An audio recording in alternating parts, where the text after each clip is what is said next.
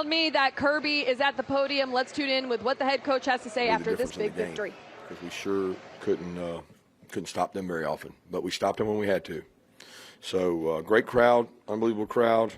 Hats off to Ole Miss in a really, I mean, they're offense guys. I think they lead the country in plays over 30 yards.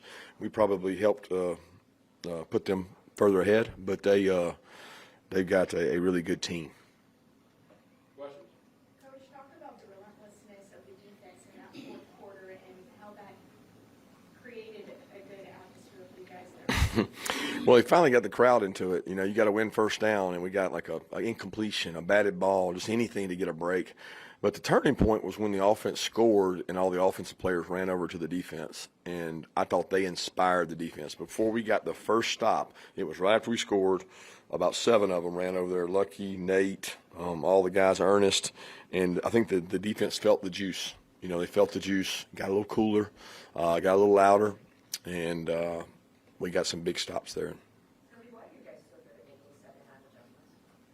Again, I don't think it's second half adjustments. I talked about that on the McAfee show. I don't know that there's enough time in their locker room to truly adjust. I mean, you can recognize formations and plays and play them better, but we didn't call a lot of different defenses. We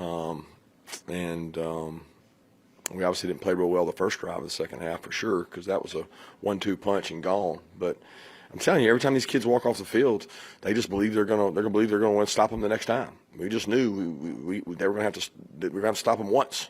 If we could ever get off serve and get back to where we needed to get to, that we could win the game. And they were struggling to stop our offense too, which gives the defense hope.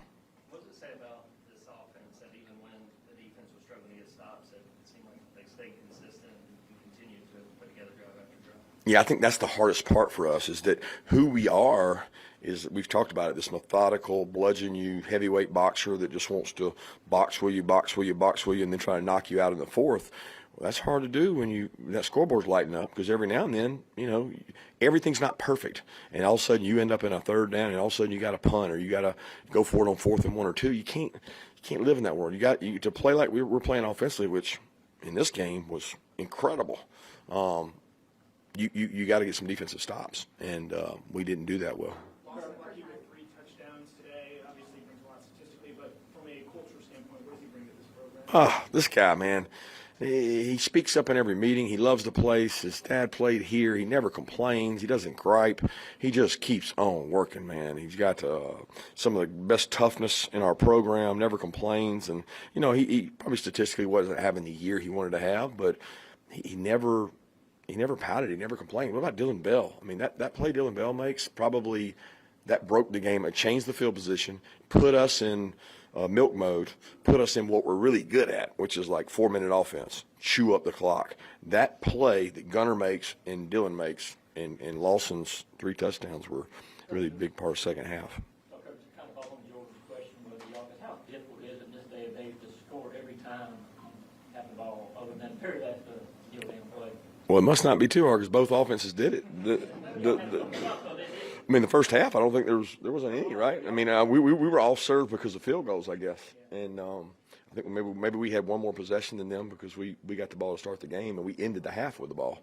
We always talk about winning the middle 8, but we lost because we had to kick a field goal, which I didn't want to kick, and they got a touchdown within 2 plays. So, you know, you lose that middle 8, most of the time you're going to lose the game. You play the way we play defensively, you're probably going to lose games. But look, as bad as we played on defense, I can't sit here and tell you without watching the tape, that's a really good offense. When you go up against Lane, they have really good weapons, they got good plan, and the quarterback run element right now for them makes it really hard to defend.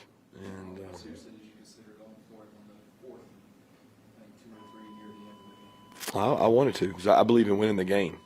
I believe in winning the game when you can win the game. And, you know, they needed a touchdown. And, you know, everybody assumes, I guarantee you analytics is going to say that I should have gone for it, because we win the game on that play. And by putting it in their hands, and everybody assumes that the field goal's made. See, that's the assumption, that you've made the field goal. And we had a tough snap there that Gunner gets low, gets up, and Peyton gets it through. But you can't assume that. Like I want my offense, who's clicking, who's rolling, who's 6 for 6, who's 12 for 12 in the second half throwing. It's 4th and 2. Go win the game. I really believe in that. But what got me was the stops the defense had. You know, the stops the defense had gave me faith that whether we made the field goal or not, we could go out and stop them. And, being at home and them having to go out in that environment was really hard in that 2 minute. We lived that last year at their place, trying to play 2 minute. Guys are jumping the snap count. You're getting rushed. I mean, the only time we got rushed all day was in the 2 minute. Can you remember a time that your team didn't get a stop defensively in the first half? And how frustrating was that for you not to be able to? I've been a part of a few. Johnny Manziel may have done that dust at A&M. I don't want to remember them, so I don't know if that's fact or not. But the problem was, it wasn't that they scored every possession; it's that we were chewing up a lot of clock. So they weren't getting to score a lot; they were only getting to score a couple times. He had to have bbeen frustrated because he wants the ball, and so here we are methodically going down the field, and he score. Plus the field position. I mean, we're giving them a head start at 35. We cannot kick the ball out of bounds, guys. The percentages of scoring from the 35 and 25 changes 10 to 15%. And you just can't be a good team and do that. Kirby, more than a few players said that this is a fourth quarter team, built to be a fourth quarter team. What are you and the coaching staff doing to make that happen? And how does this team, in that regard, compare with some of the other teams you've had?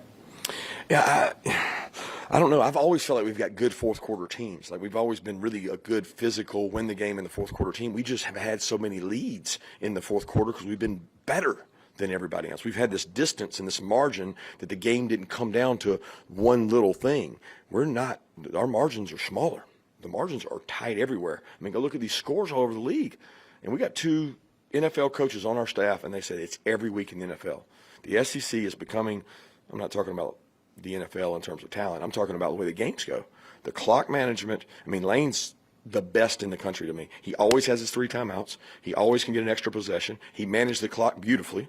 The clock management within that game, how he went timeout, forced us. We're 2:06. We decided to squib it because we don't want to give him a free timeout.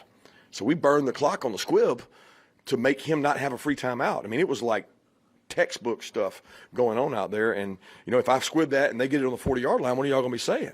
But I'm trying to get him not to have that timeout, and it worked. It worked great for us, and he managed it right. And, your question is, are we a fourth quarter team? I mean, we have to be because we're behind. We've got to find a way to play better earlier. And the theme this week was fast and free. I wanted the guys to be free from all hostage of a scoreboard. And I don't know that I think offensively we played that way. I don't know that we did defensively.